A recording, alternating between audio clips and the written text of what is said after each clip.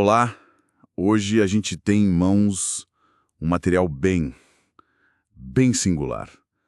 É um único artigo, mas com uma perspectiva muito forte que chegou pra gente. E a fonte é um grupo brasileiro, né? Isso.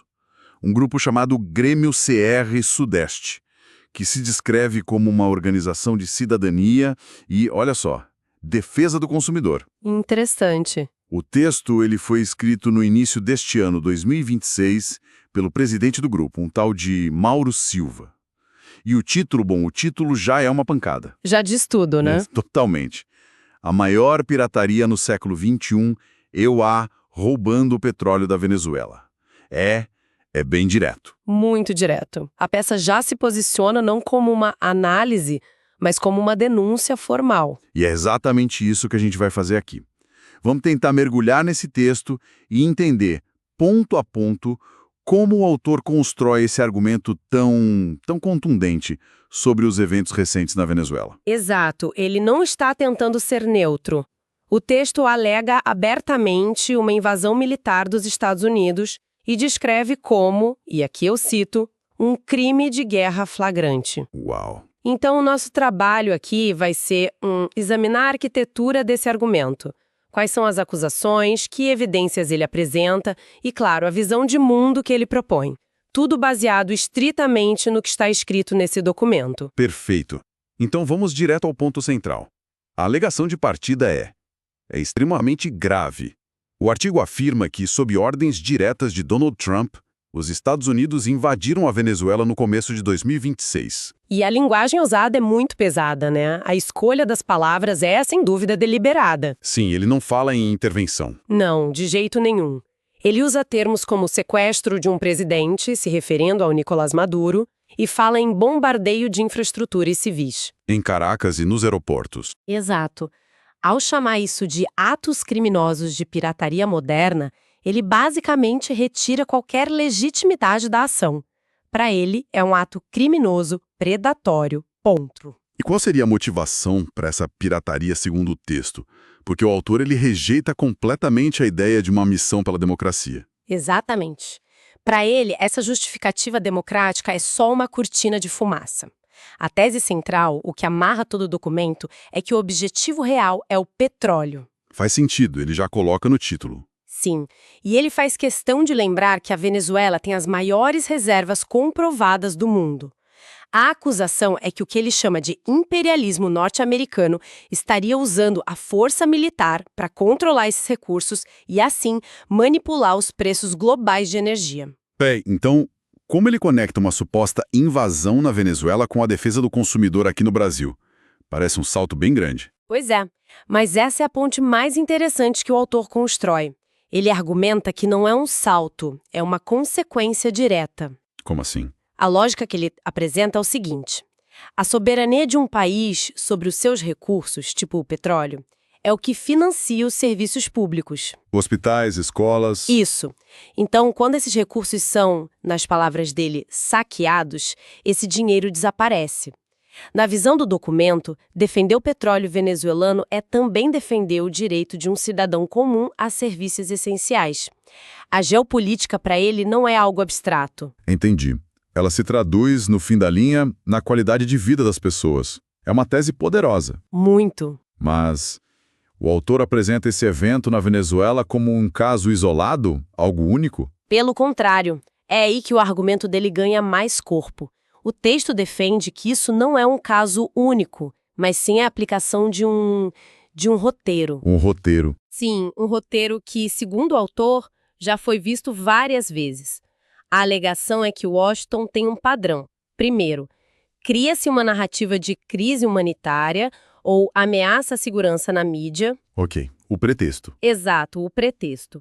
E depois, usa-se essa narrativa para justificar uma intervenção militar que, no fundo, quer mesmo são os recursos energéticos daquele país. E ele dá exemplos concretos desse suposto padrão? Sim, ele cita 3 casos históricos para sustentar a tese. O primeiro, e talvez o mais famoso, é o Iraque em 2003. Ah, claro. A invasão baseada naquelas armas de destruição em massa. Como ele usa esse exemplo? Ele usa como caso exemplar.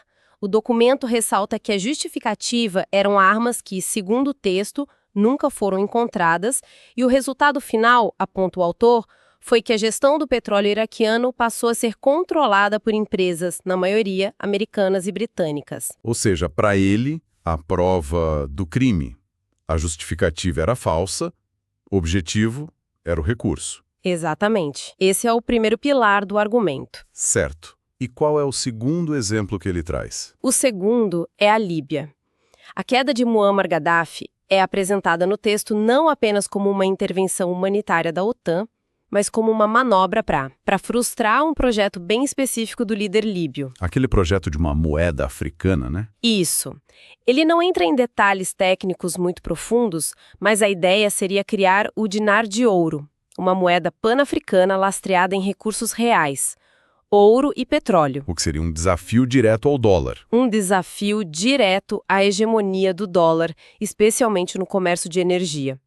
A narrativa do documento é que a intervenção militar foi uma forma de neutralizar essa ameaça econômica antes que ela ganhasse força, uma alternativa ao sistema do petrodólar. Então, no argumento do autor, o que aconteceu na Líbia foi menos sobre direitos humanos e mais sobre proteger a dominância do dólar. Faz sentido dentro da lógica dele. E o terceiro exemplo? O terceiro é a Síria, e ele usa esse caso para ilustrar uma ocupação tipo contínua e estratégica. O ponto que ele destaca é que as tropas americanas que ainda estão lá estão posicionadas não em áreas, digamos, de segurança. Mas sim onde tem petróleo. Exatamente. Especificamente nas regiões ricas em petróleo no leste do país e contra a vontade explícita do governo sírio. Para ele, é a evidência mais descarada do padrão. A presença militar segue o mapa dos poços de petróleo. Iraque, Líbia e Síria. Ao juntar esses três casos, a conclusão geral que o autor quer que o leitor tire é que existe uma política externa consistente. Sim, uma política agressiva para manter o poder do dólar como moeda mundial, o sistema petrodólar, como ele chama. Qualquer país que tente sair dessa esfera de influência vira um alvo. A Venezuela, então, seria só o capítulo mais recente dessa política de terra arrasada. E é nesse ponto que ele amarra tudo e traz a discussão para a nossa realidade aqui no Brasil. O texto faz um alerta bem direto, né? Bem direto. Ele usa essa análise para fazer uma projeção que é, no mínimo, preocupante. Ele lança uma pergunta retórica. Hoje é o petróleo da Venezuela. Amanhã pode ser a nossa água, a nossa biodiversidade da Amazônia ou o nosso pré-sal. Ele enquadra a situação como uma mensagem para todo o sul global. Exato. A tese é que se a força pode substituir a diplomacia num país, nenhum outro país rico em recursos estaria seguro. Ele chama isso de colonialismo 2.0. Um aviso para qualquer líder que não se alinhe, como ele diz, aos interesses de Wall Street. É essa a ideia. É uma visão bem sombria da geopolítica. E diante desse cenário que ele pinta como tão grave, como o autor avalia a reação do mundo, e principalmente a do Brasil? O documento dedica sua terceira parte a isso. E aqui o tom muda um pouco. Sai da denúncia pura e entra num elogio, cauteloso, especialmente em relação à postura do governo brasileiro. Ele elogia a reação do presidente Lula, certo? O que exatamente ele destaca? Sim, o texto descreve a postura de Lula como um farol de sensatez e coragem. Ele menciona que o governo brasileiro agiu rápido, denunciando o que o artigo chama de ataque covarde. Acionando o Itamaraty. Isso, e cobrando uma posição firme da ONU. Na interpretação do autor, o Brasil não está só defendendo um vizinho, está defendendo um princípio fundamental das relações internacionais. O princípio da não intervenção. Exato, o da não intervenção e da autodeterminação dos povos. E qual o papel que ele atribui a instituições como a ONU nesse cenário? Ele parece bem cético. Muito cético. Ele coloca a credibilidade dessas instituições no centro da questão. O argumento é muito direto.